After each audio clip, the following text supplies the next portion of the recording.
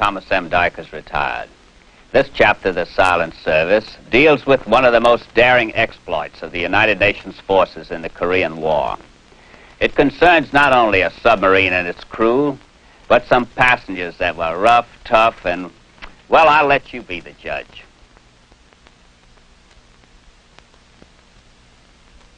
The United States Navy submarine Perch was a typical fleet submarine. Its rebirth began at the Mare Island Naval Shipyard in California, where certain modifications changed it into a special breed of ship. Hey, what are they doing on the Perch? Beats me.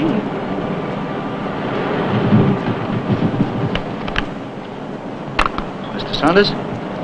Murphy? Cox? Just get back from leave? Yes, sir. What's going on, sir? Minor overhauling. They took out 2 of our main engines. Well, with 2 of our engines gone, everybody will beat us back to port. Torpedo tubes have been removed, too. Well, without torpedoes, what good is she? They're making a troop carrier out of her. A what? Room for 110 troops and equipment.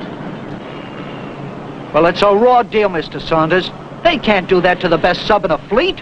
They've already done it, Murphy. Not much we can do about it. Well, maybe you can't, sir. But I can ask to transfer to a fighting ship. I didn't volunteer for submarine service to ride herd on a water taxi. Yeah, what do we do in case of war? We shuttle a bunch of VIPs around? Oh, there are other possible uses for a troop carrier in combat. For example, the landing of commandos behind enemy lines. Is that straight, sir? If it isn't, I'll ask for a transfer myself.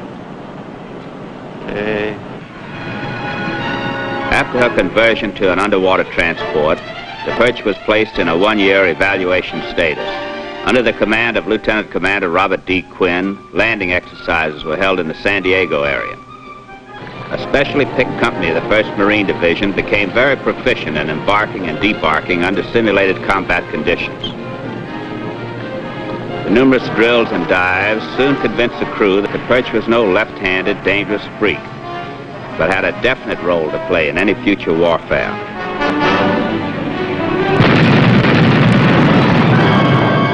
The Korean War broke out during the final stages of her evaluation. The Perch and her crew were ready. She was ordered to Japan. The word was that she would transport Marine raiders into enemy waters. Excitement ran high as the crew anticipated the missions ahead. They were determined to prove the Perch's efficiency. Skipper Quinn, Exec Blessner, and Bill Saunders engaged in thinking sessions. Was the Perch really ready for combat? Could her performance be improved? Well, you've got to anticipate every emergency, whether it arises or not. What do you think will give us the most trouble, Captain? Shore batteries? Bill, I'm concerned about everything the enemy can throw at us. Shore batteries, patrol boats, planes, destroyers, subs, well, you name it. They probably have it. Say nothing of rocks and shoals. We can't stand too far offshore, sir. The landing party has to paddle those rubber boats. Exactly. Right now, we can't estimate how close to the target area we dare go. In some cases, it can be pretty bad. I'm afraid so. That's what worries me. Those Marines would be sitting ducks during such a long trip to shore. To say nothing of being pretty tired by the time they hit the beach. Now, they definitely require better and faster transportation than those rubber boats. Now, they need something to tow them and drop them off closer in. A whaleboat would be too big. But a small skimmer. A rubber boat with an outboard. Yeah, that would do the job. That sounds like the answer, Captain. I'll bet it'll work. Well, what about the sound of the skimmer's engine? Wouldn't that alert the enemy? Well, not if we muffled the engine. Yeah. The only problem I see is where to stow it. No strain. We stow it with the other rubber boats. How about installing an antenna that can raise above the surface? We'll need it for ship-to-shore communication. Yeah, that's a good idea. When we get to Japan, I'll ask the division commander for approval. Now, here's what I was thinking. Yokosuka Naval Base near Tokyo, August 1950. Skipper Quinn received permission to install a new radio antenna. The skimmer was housed in the hangar in place of the LVT. Cox, Murphy. Yes, sir. Yes, sir. How would you men like to live dangerously? Well, what have you got in mind, sir? Transfer to the Marines? Well, almost. I've been put in charge of the skimmer. I need a good coxswain and a machinist mate. All we have to do is tow the assault craft ashore, land explosives, pick up casualties. Might be fun. This is strictly on a volunteer basis. Well, you can count me in, sir. How about you, Joe? Well, I don't know. It's always been against my principles to volunteer for anything. Couldn't you just order me to do it, sir? I could. Aye, aye, sir. I'll do it. Captain Quinn trained his men in the tricky job of launching the skimmer. Time for either operation was cut down to 2 minutes flat. The Perch was now ready to take Marines for a raid behind enemy lines in North Korea. But the Marines had already been flown to Korea and were in the thick of the fighting. The men of the Perch shrugged off their disappointment and plunged into the work of training first underwater demolition teams, then Army Special Activities troops for that big mission. But somehow the orders never came. It seemed that the eager crew of the Perch was destined to be always a bridesmaid, but never a bride. Morale was at its lowest ebb. I tell you, it's a plot. Someone's deliberately keeping us out of combat. Maybe they're saving us for bigger things, like a USO tour. Well, let's face it, fellas. We're stuck in a training ship for the rest of the war. Well, I should have transferred when I had the chance. The other subs ain't seen any more action than us. Right, but I could have been on a flat top or a tin can. They ain't sitting out the war. I knew it. Take the insides out and all you got left's a shell. They ought to rename this bucket the Shellfish. Yeah, well, all the outfits we trained are over there fighting the war. Yeah, for all the good we're doing, we could have stayed in San Diego. Oh, come on, Joe. Maybe we can stir up some action at the Saddle Club. All righty. See you, Spike. Yeah. Oh, sorry, Yak, I didn't see you. Well, why don't you look where you're gone? What do you think, you're still back in the London fog? Listen, you stepped right into my blooming way. What are you talking about? I stepped into your way. You bumped me. You... Hey! Hold it.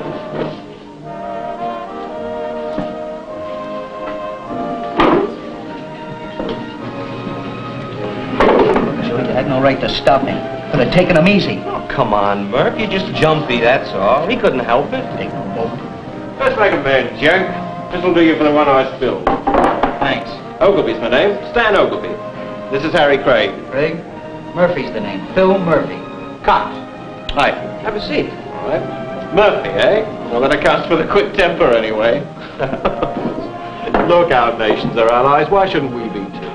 Why fight amongst ourselves when we've got so much of it to do in Korea? I'll drink to that. All right. We've only got here 2 days ago. What's those ruddy fish for? Twin dolphins. Meaning what? Submarine service. What outfit you with? Royal Marines. 41st Independent Commandos. You blokes have been in the thick of it, haven't you? How many ships you sunk? Well, 4 transports and an aircraft carrier. What do you know? It's not bad going. Seeing as how the North Koreans got no aircraft carriers.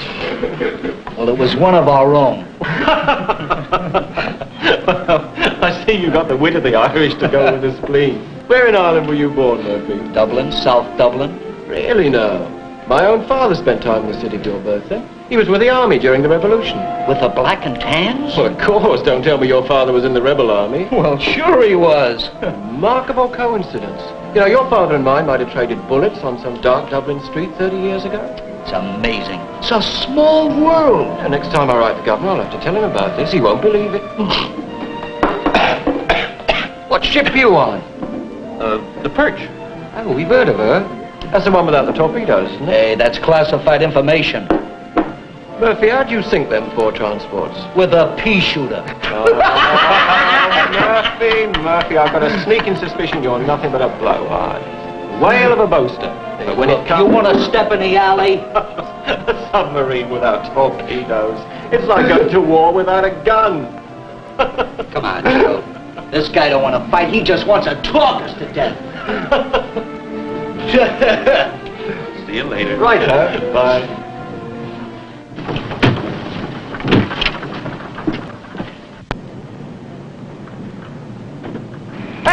Hey, Murph. Look at those uniforms. Another outfit to train.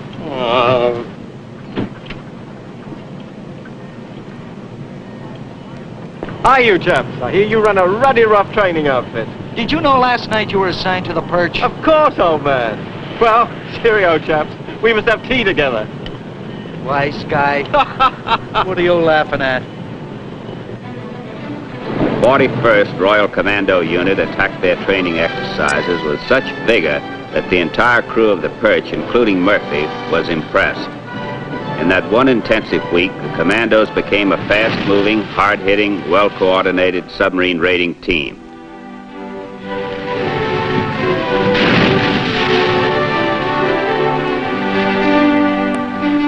Their appetites were enormous. The ship's cook figured they averaged 6 eggs a man at breakfast.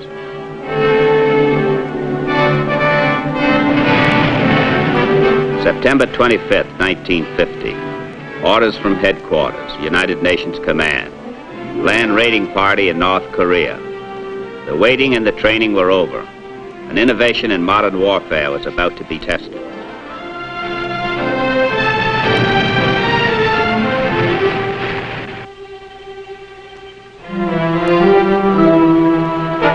We're approaching target area. Very well. All ahead, 1/3. All ahead, 1/3. The commandos were briefed on their objective.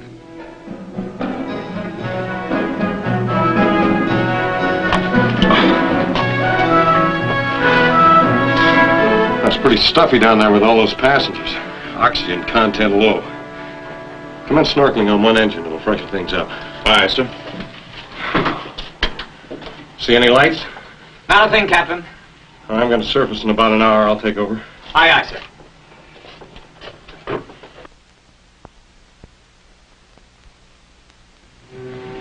$1900. Tenseness gripped every man, commando and sailor alike. The Perch slid quietly to a point offshore. The sea was calm. Down scope. Have troop and boat details take their stations. Troop and boat details, take your stations. Surface.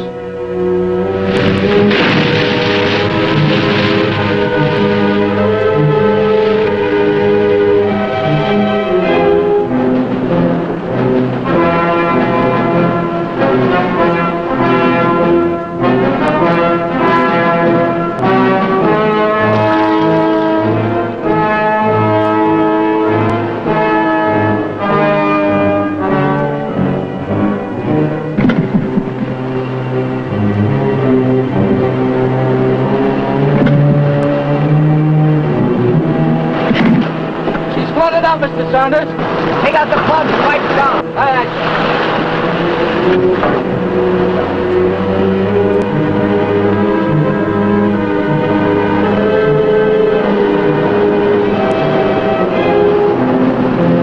Captain, I think there's a patrol boat off the bow. Wait a minute. Those lights on shore, they're going out. Must be a trap. Probably picked us up on radar. Recover the skimmer! Recover the proper boat!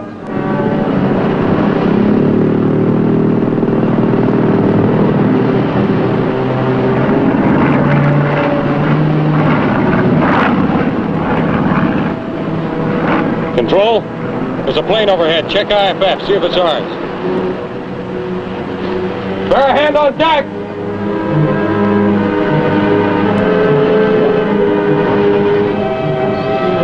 All the time for that moon to come out.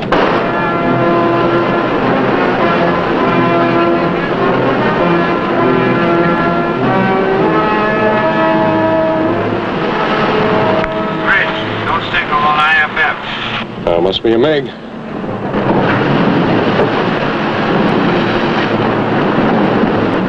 Yes, see this. I'm certain. How you doing, Bill? 30 seconds more! Secure all guns!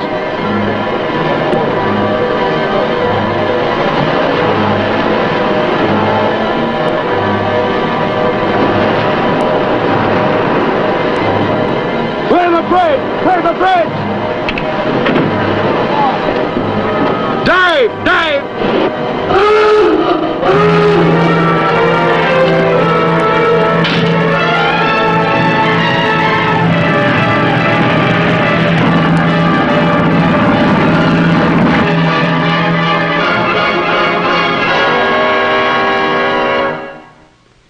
Perch and the commandos had almost fallen into a trap on their first target. They had a secondary target, an ammunition dump 10 miles to the north. Major Collins, the Marine commander, was ready to go ahead, but Skipper Quinn was undecided. Major, the whole coast might be alerted to us by now. Now, let's check with the task group commander and see what diversionary action we can scare up. Now, here are two possibilities. A destroyer could shell target 1. And meanwhile, the Air Force could stage a nuisance raid here to the north.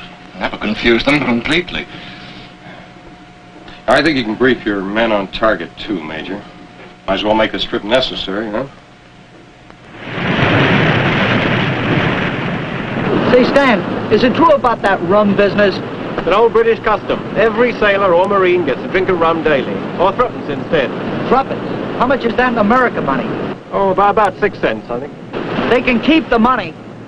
And keep the whole blinking Navy and the submarines. For a man to do a good job of fighting, he needs God's green earth under him and fresh air to breathe. Well, that depends on how you look at it. You know, that was a close call tonight. You guys would have been clobbered if we'd have taken you in. There'll be proper fireworks when we blow up that ammo dump tomorrow night. Ain't you scared of nothing? Not for you to see, anyway. After all, I am an Englishman. Yeah, you gotta live up to that stiff upper lip routine, huh? Hey, I got news for you. I wasn't born in Ireland. Neither was my old man. I just happened to see some movies of the Irish Revolution. You don't surprise me. It was a gag. That's what I like about all you Yanks. You're all a lot of jokers. The following morning, the Perch made rendezvous with the destroyer Maddox. A discussion of events with the task group commander resulted in agreement that diversionary attacks be made in conjunction with a commando raid on Target 2. October 1st at 7 in the evening, the diversionary attacks had commenced. Would they work? The radar man reported the 2 patrol boats in front of the target area had both moved off. One to the south, the other to the north. The target area was clear.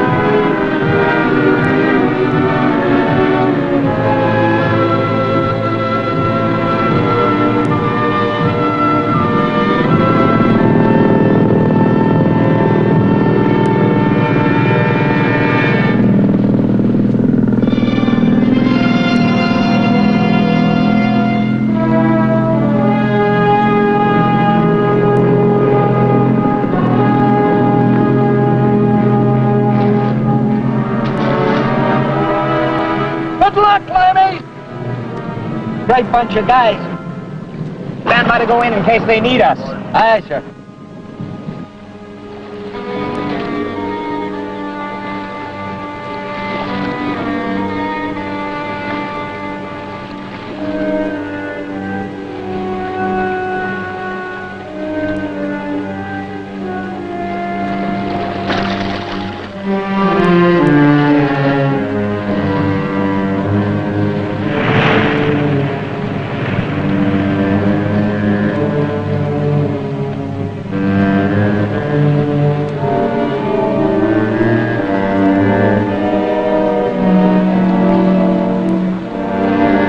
Going in.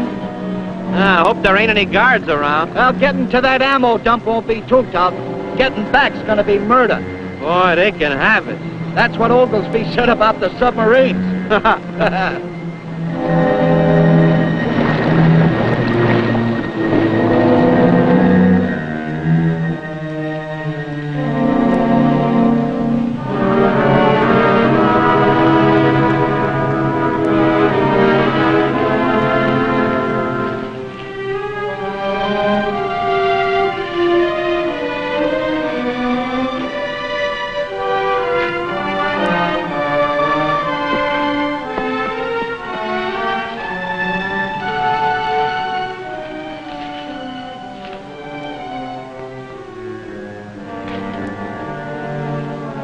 Quiet.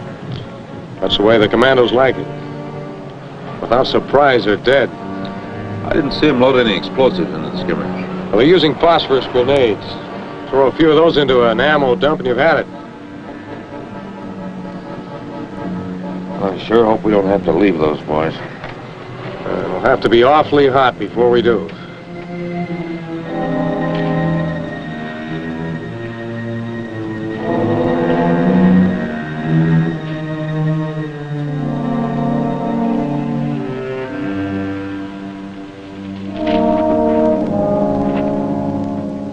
They're taking a long time. They're in no hurry. When they get back to the beach, why don't we go in so they don't have to paddle out so far? If it's safe, they'll let us know. Yeah, a commie up on top of that rock with a machine gun could get every one of them. Cox, I'm beginning to think you're a pessimist. Yes, sir. I was born that way.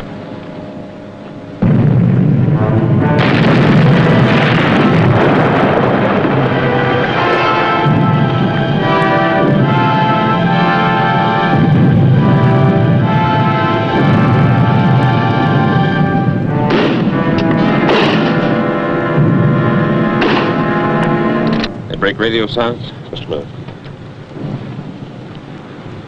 No, not yet. Oh, this is murder. Standing off like this, not being able to help. Looks like mission's accomplished. At what cost?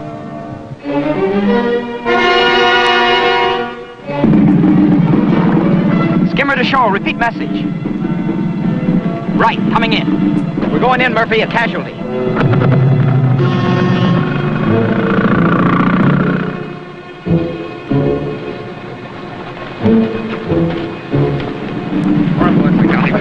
He's up bad, Murphy. Get him to the docks. Don't you want us to tow you in at the same time? Nah, the major said we'll make out okay. Get going. He needs help.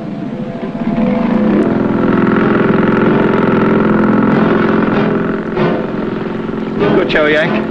Good show. Don't you worry about it, Sarge. We'll get you there in a few minutes.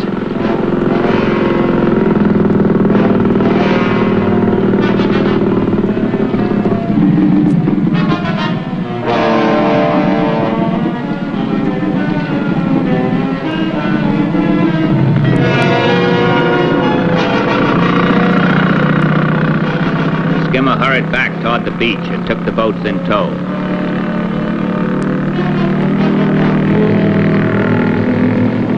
Looks like we've made it. Control. Major Collins will want to know how his sergeant is. Check on it for me.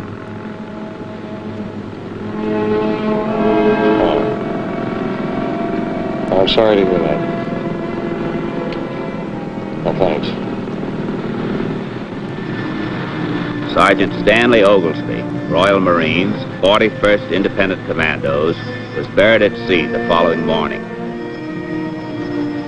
The experience from constant training and the careful planning by the Marines and the Perch's crew had much to do with the raid's success.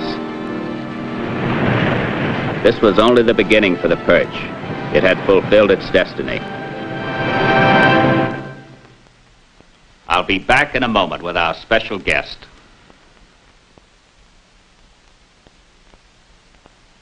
I'd like you to meet the executive officer of the USS Perch on the raid you have just seen dramatized, Commander Conrad J. Flessner. You had a rough time getting a chance to put that landing party ashore. Yes, it looked for a while like we'd done a lot of training for nothing. Those Royal Marines evidently were a pretty tough bunch of commandos. I couldn't begin to express my admiration for them. They did the job they were sent to do and lost only one man. It sounds like a real workmanlike performance. It was. They were well trained and they had plenty of what it takes. I'd say the same applies to the ship's company of the Perch. Congratulations to every one of you. Join us again for another true and exciting story of the silent service. Take her down and up the line, through the deep blue underneath the ocean. We'll control the ocean line. From down, down, underneath the sea. Safe and force will pass the word in the future yet to be. safe as long as there's a submariner underneath the sea. So ring for dive and take her down, down, go down, down underneath the ocean. Fearless men will find me now in the deep blue underneath the sea.